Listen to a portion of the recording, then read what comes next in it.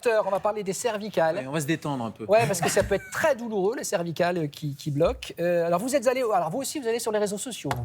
Ah bah, c'est incontournable. Regardez, il y a cette collègue kiné là, qui fait des petites vidéos en disant on se masse un peu à l'arrière, Lisa kiné, on se masse un peu derrière avec deux moyens simples et on détend les cervicales, pareil avec des mouvements un peu de traction après une longue journée, après de la fatigue, après de la tension dans le cou et on ressent tous un peu. Alors ça, ce sont des tips qui sont très bien. C'est des petits trucs comme ça de kiné qui sont parfaits pour relâcher le stress, relâcher la tension musculaire.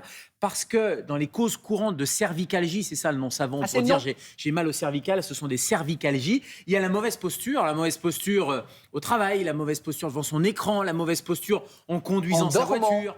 La position de sommeil, exactement. On a cette parfois en fonction de son oreiller. Je vous montrerai des bons oreillers. Le stress, la tension, tout ça va créer finalement de la contraction musculaire. Et puis parfois il y a des mouvements brusques. Et c'est là où ça pose problème, c'est-à-dire que mauvaise posture, position de sommeil, stress, etc. Pas de problème. En revanche, là où il faut aller chercher une cause un peu plus embêtante, c'est quand il y a vraiment un mouvement brusque, genre un coup du lapin. Vous étiez en voiture, vous avez freiné un peu brutalement, vous êtes fait percuter par l'arrière, etc. Il y a un mouvement brusque et là, il y a une raideur qui va s'installer. Là, il faut aller un peu plus loin pour aller chercher un diagnostic. La deuxième chose, c'est quand il y a de la fièvre globalement. C'est-à-dire que quand vous avez un torticolis ou une douleur dans les cervicales avec de la fièvre, attention. Là aussi, examen médical et ce n'est pas uniquement des petits massages qui vont soulager. Bah oui, parce que ça peut aussi être le signe d'une méningite.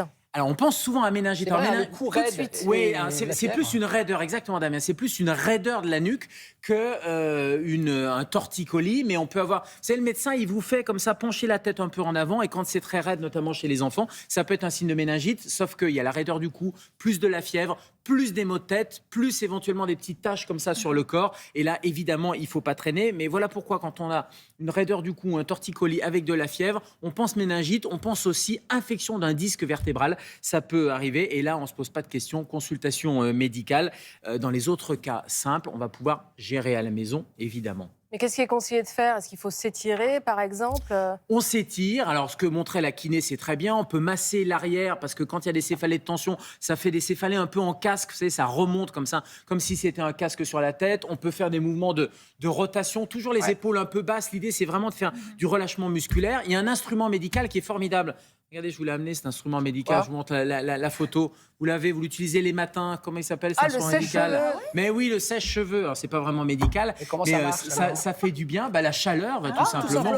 Mais bien sûr, ça va détendre les muscles. Donc, un torticolis suite à une mauvaise position, le matin, vous vous réveillez, vous mettez un peu de chaud, comme ça peut être très, très bien. Mais surtout, c'est la prévention et notamment éviter ces problèmes de mauvaise posture. L'ordinateur, quand on regarde, on doit avoir le regard qui est face à l'écran et on ne doit pas baisser la tête parce mais que il est si toujours vous trop baissez bas, la tête, docteur. On est d'accord, on a souvent tendance à être comme ça. Exactement.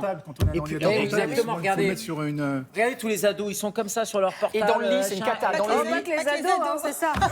et ça plie le cou. Et oui, dans le lit, c'est la cata. Vous mettez votre Non, mais portable. jamais. C'est comme le télétravail sur un canapé, c'est très très mauvais. Il faut vraiment avoir une petite table. Alors si on peut pas avoir de bureau pour des raisons de place, etc. Au moins sur une table, mais pas le canapé. Et puis vous parlez du sommeil, c'est extrêmement important parce qu'on va passer 7 à 9 heures. Regardez, en haut, c'est la bonne posture avec un bon oreiller, c'est-à-dire qu'on a un axe tête-cou-tronc qui est aligné. En dessous, mauvais oreiller, qu'est-ce qu'on fait? On a la colonne qui est un peu vrillée, les cervicales. Et les personnes qui dorment en boule comme Damien.